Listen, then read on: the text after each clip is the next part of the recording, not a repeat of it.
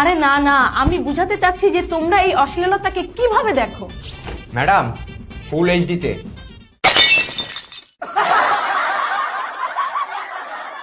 আইন সবার জন্যই সমান।